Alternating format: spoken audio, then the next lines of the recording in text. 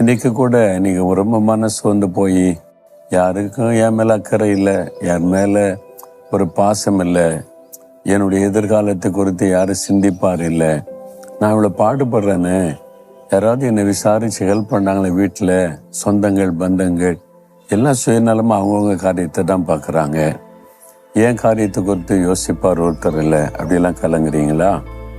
உங்களை குறித்து சிந்தியாக இருக்கிறவர் இயேசு, உங்கள் மேலே கவனமாக இருக்கிறவர் இயேசு.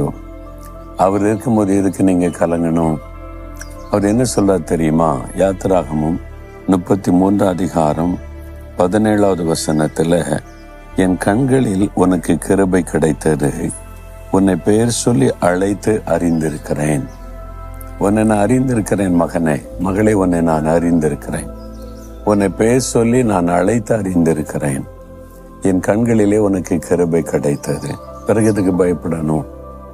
மோசே என்ற பக்தர் வந்து ஆண்டவரிடத்தில் ஒரு விண்ணப்பம் பண்ணுகிறார், ஒரு அரிதான காரியத்தை கேட்கிறார். ஆண்டவர் சொல்றாரு, நீ வேண்டிக் கொண்டபடியே நான் செய்வேன். மோசே கேட்டுக்கொண்டதுபடி கர்த்தர் செய்வேன்னு சொல்றார்.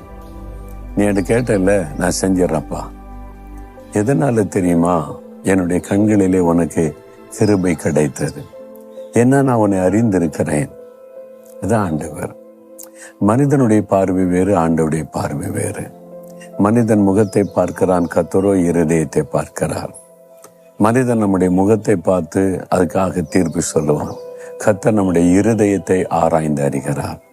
நம்முடைய இருதயம் ஆண்டவர் மேல தாகம், ஆண்டவர் மேல விசுவாசம், ஆண்டவர் மேல அன்பு, மற்றவங்களை நேசிப்பது, மற்றவர்களுக்கு உதவி செய்வது, நல்ல ஒரு இருதயமா இருந்தா அதை பார்த்து தேவன் நமக்கு கிருபை தருவார்.